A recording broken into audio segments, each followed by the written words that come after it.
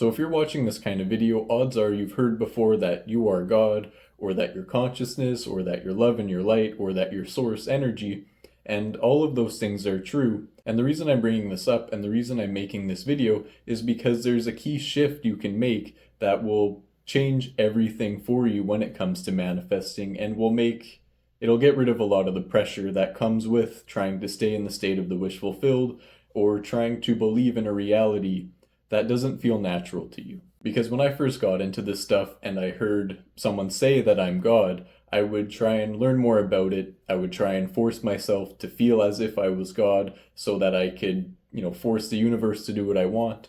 Or I would try and prove to myself or other people that, I was God. And what I realized over time is that whether someone accepts this stuff as true or not doesn't make them any more or any less God. We all have been this whole time. So whether you're sad and feeling under the weather, or if you're happy and feel as if you're on top of the world, neither of those states make you any more or any less God. And I wanted to go over that first because claiming yourself to be God doesn't really do much on its own, because it's not something you conceptualize, it's something you experience. And, whether you're experiencing it or not doesn't make you any less God or any more God. But what it does is it gives you the freedom to accept any desire as it comes to you. Neville Goddard said something along the lines of, God speaks to you through your most basic desires. So when a desire comes up, it's really your higher self nudging you along to the reality you want to experience. And when you accept that you're God, it doesn't mean you're an all-powerful being that can will others to do your bidding or anything like that. What it means is you have the freedom to accept those desires as true. And what that means is you don't have to figure out how they're going to come about. You don't have to figure out the logistics behind them. You simply need to have faith in your imagination and allow yourself to move to those desires. And on another level, you're free to accept any desire as true. Maybe you have a desire that you've kind of put off because it's too big or too out there, or you think it'll take too many steps. But that desire is a message from your higher self pointing you in the direction that you actually want to go. Because when you don't accept this, maybe you'll settle for a job you don't like, or a house you don't like, or a car you don't like, just because you haven't given yourself the freedom to choose the reality you want to experience. And the reality you want to experience is a gift from God. It's a gift from your higher self. And all you need to do is, the moment a desire falls upon you, accept it as true, because it's a gift from yourself. Now, if you're still struggling with this, there's something else I want to go over.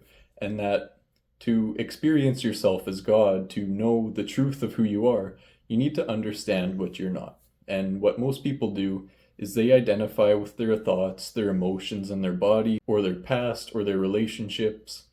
But none of those things are you.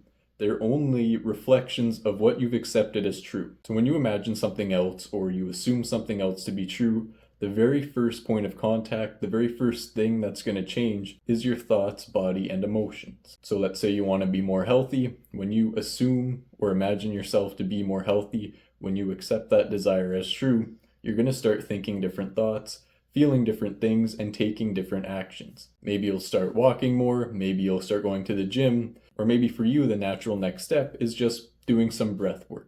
Or when you go to the grocery store, different things are going to catch your eye based on what you've accepted as true about yourself. So rather than working and grinding away trying to change the reflection you see in the mirror, recognize and accept that you're God, not so that you can force the universe to do your bidding, so that you can be free to accept any desire, regardless of the logistics or how likely it will happen. And, then you can start looking at the possibilities. Then you're free to feel what you want to feel in this moment. When you truly accept that you're God, and you truly accept that you're free to give life to every desire that comes to you, you're going to start moving differently. You're going to start moving towards what it is you want more naturally. And like I said, your thoughts, emotions, and body and actions, the people that come into your life, the opportunities that come your way, are going to match that new level of freedom that you've stepped into.